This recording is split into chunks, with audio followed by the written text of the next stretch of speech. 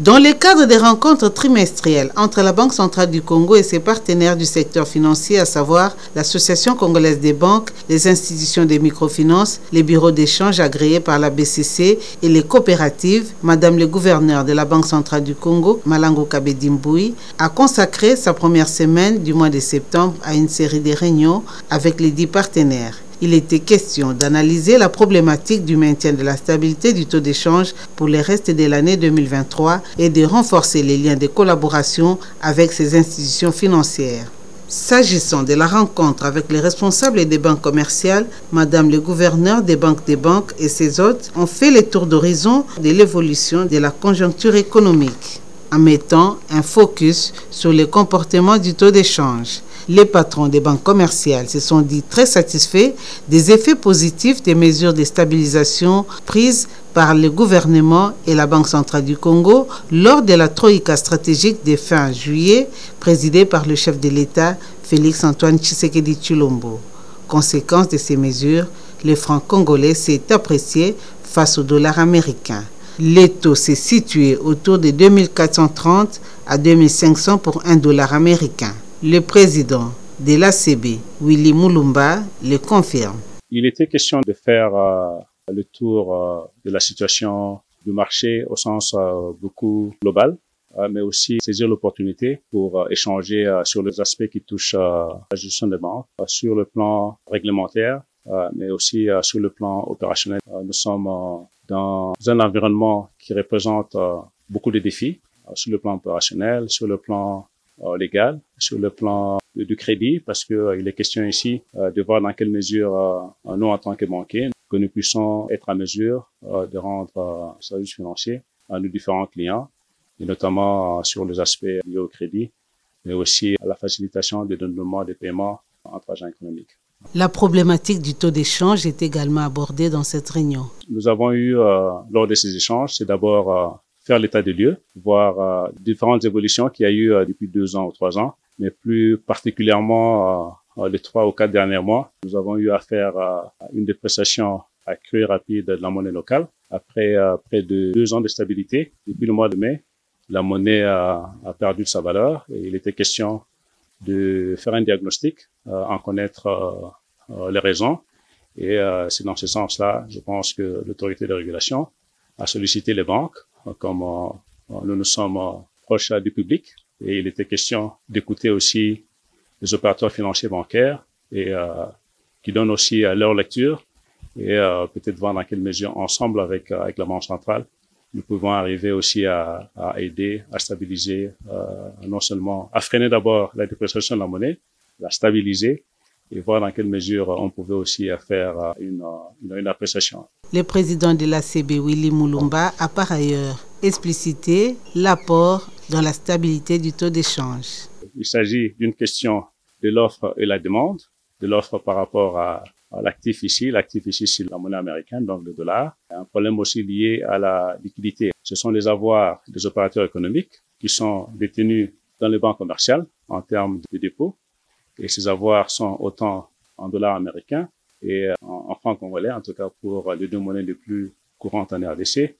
Maintenant, dépendant des besoins de la clientèle, donc il arrive très souvent que le dollar est très souvent demandé pour pouvoir permettre aux agents économiques de pouvoir rencontrer en tout cas leurs préoccupations pour leur paiement, ainsi de suite.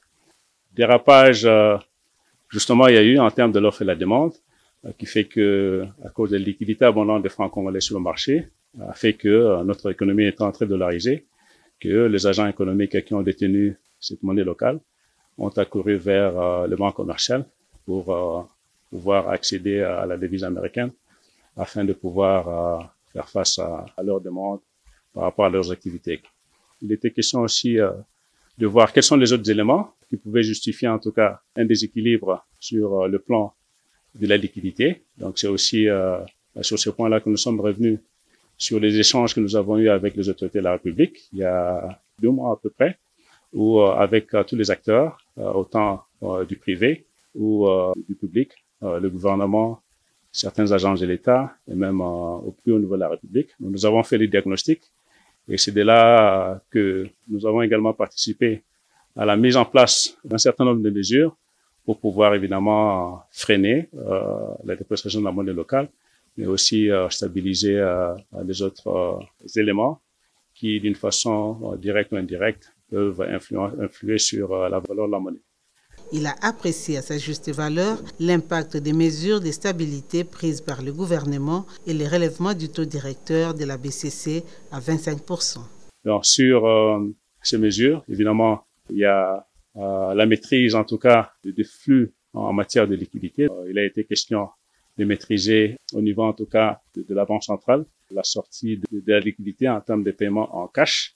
Je pense que cela a aidé plus tard à pouvoir maîtriser des grands dollars de la monnaie locale. Le président de l'ACB, Willy Mulumba, a salué l'intervention de la Banque centrale du Congo à travers la vente des devises aux banques commerciales. Il était également question de voir comment disponibiliser davantage la devise américaine, à travers en tout cas l'obligation qui est faite aux grands pourvoyeurs de la devise américaine, notamment les miniers, qui payent des montants très très importants en termes d'obligations fiscales, disponibiliser ces devises auprès des banques commerciales afin de leur permettre de répondre directement à la demande des différents clients.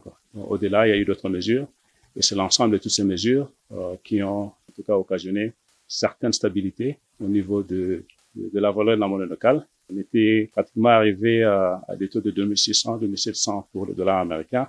Mais depuis qu'il y a eu ces mesures, nous avons constaté une certaine accalmie.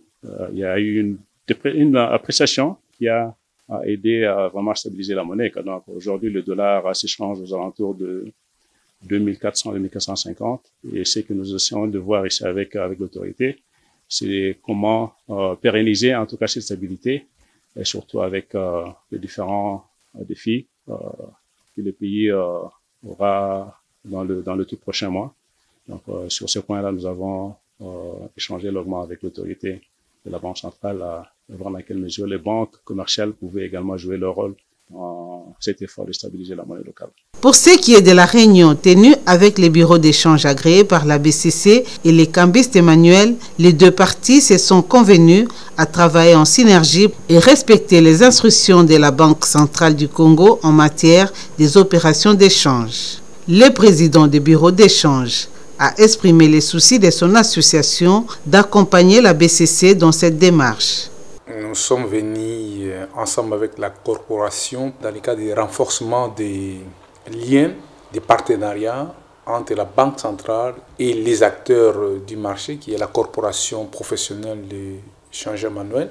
Premier point, on a parlé de l'évolution du comportement du franc congolais sur les marchés d'échange. Et le deuxième point, c'était la loi. Donc, l'institution administrative 007, modification numéro 3. Et c'est ça ce que nous avons parlé dans nos échanges. Nous avons évalué la situation du marché d'échange où on observe une stabilité qui est autour de 2400 et 2500 francs des francs congolais.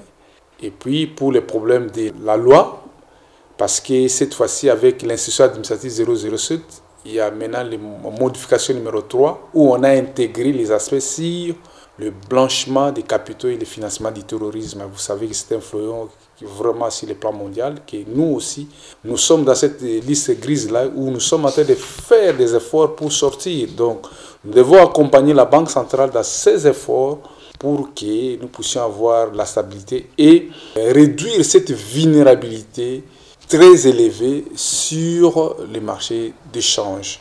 Et pour la pratique aussi des taux hors marché, parce qu'il y a deux opérateurs économiques qui ne sont pas les changeurs, mais qui font les métiers d'échange. Et ils appliquent, pas même les métiers d'échange, mais ils vendent et ils mettent des taux hors marché. Et cela est nuisible vraiment à la population, qui amenuise même le pouvoir d'achat de la population.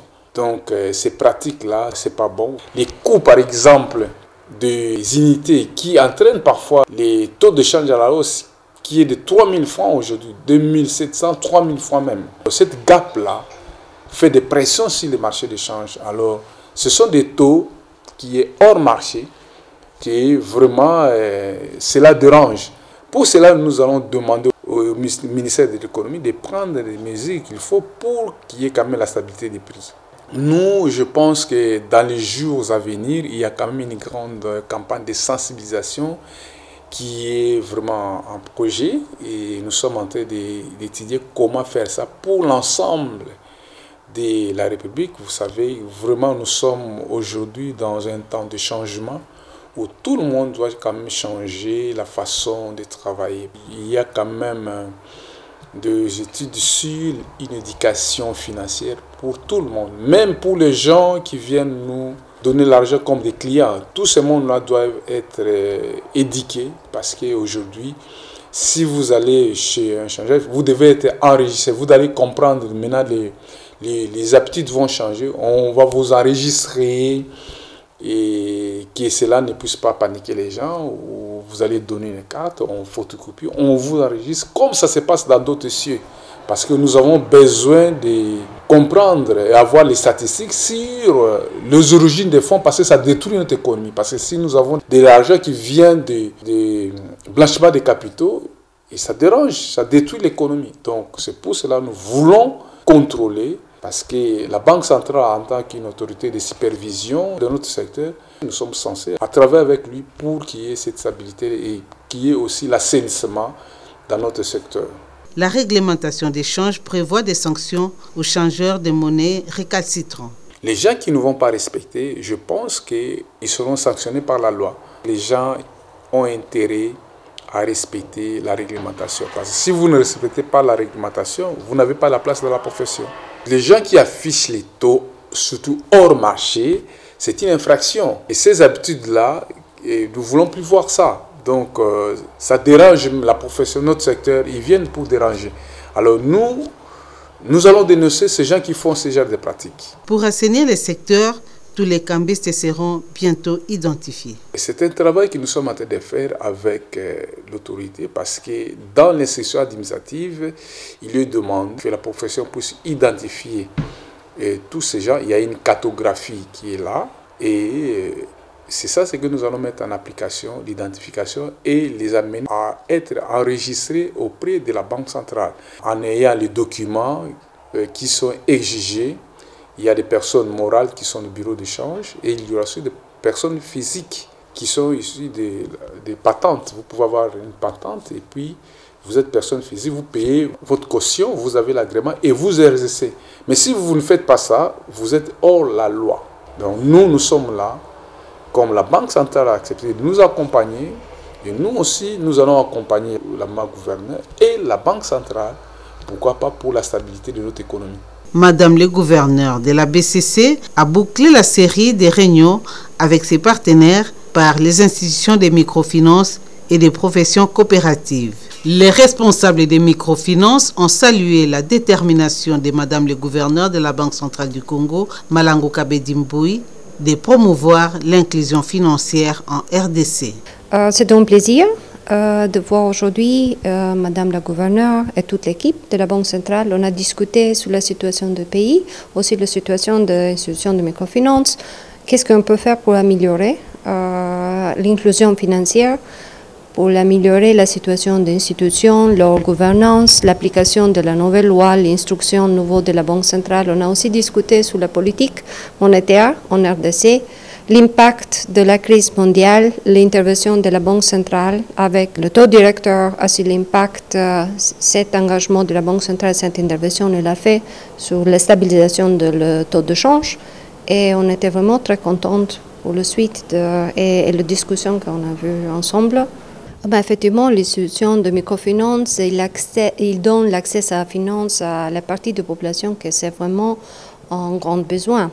Et d'un autre côté, notre appui, c'est de, effectivement, ne pas toucher le taux de prêt. On a gardé le même et aussi on donne l'accès et la possibilité à la personne d'accéder à la monnaie, le compte bancaire, la partie digitale. Et on est là pour le servir. Et on accompagne ce processus avec aussi une éducation financière que c'est très très important. Nous sommes venus remercier Madame le gouverneur pour son accompagnement de la Banque centrale, qui est notre institution de régulation, parce que la réglementation sur la microfinance et surtout à ce qui me concerne sur les coopératives d'épargne et de crédit pour l'inclusion financière évidemment, mais aussi nous avons essayé de présenter nos préoccupations par rapport aux difficultés dans notre parcours pour effectivement l'accomplissement de notre mission qui est l'inclusion financière. Nous voudrions que les projets de loi qui sont en préparation soient adaptés aux réalités du moment. Parce que, comme vous pouvez le savoir, il y a l'instabilité financière, évidemment, mais donc la Banque centrale est en train de mener de recherches ou des efforts qui sont en train de fournir pour essayer de stabiliser la monnaie au niveau national.